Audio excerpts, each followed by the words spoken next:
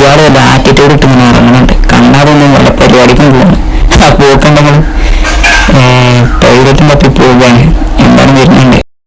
പുറത്ത് ചെല്ലാണെങ്കിലും അകത്ത് ശുദ്ധമല്ല, അതുപോലെ തന്നെ മൂപ്പര മനസ്സും അതും നല്ല ശുദ്ധമാണ്. അങ്ങനെയാണ് അയാൾ എന്നോട് പറയാൻ പറഞ്ഞത്. ഞാൻ ആ വീട്ടിലെടുത്തപ്പോ ഏതായാലും അങ്ങോട്ട് തന്നെ ഇരിക്കട്ടെ.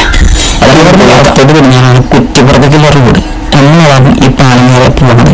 ഈ പാലത്തിന്റെ പ്രത്യേകത എന്ന് പറഞ്ഞാല് എന്താ, ഇതിന് ടോൾ കൊടുക്കണം. ഈ പാലത്തിന് കോളമണ്ഡലം ഞങ്ങൾ രണ്ടാളും ഇതിന് 8 രൂപ ടോളാണ്. മാത്രമല്ല 2 സൈഡ് ഉണ്ടെങ്കിൽ 12 രൂപയും 10 രൂപയും കൊടുക്കണം. ഇത് ഞങ്ങൾ കുറ്റിപ്പുറം റെയിൽവേ സ്റ്റേഷനാണ്. അതിൻ്റെ അടിയിൽ വരാറും മതിൽ മുന്നിട്ടിട്ടുണ്ട്.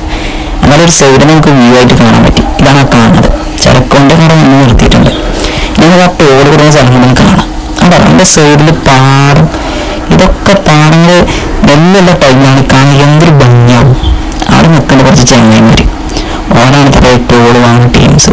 കണ്ടില്ല ഞങ്ങൾ, ഇതാണ് ടീം. അതാണ് നമുക്ക് പോകാം. അപ്പോൾ ചെങ്ങന്മാരെ, ഭാരതപ്പുഴയും കടന്നിട്ട് വേണം നമുക്ക് കുറ്റിപ്പുറത്തെത്താൻ. ഈ കാണാനാണ് ഭാരതപ്പുഴയുടെ തീരങ്ങൾ. എന്തായാലേ നല്ല വിശാലമായിട്ടുള്ള വീതിയിലാണ് കാണുന്നത്. എന്തായാലും സൈഡിലൂടെ മാത്രമേ വെള്ളം ഒഴുകുന്നുള്ളൂ.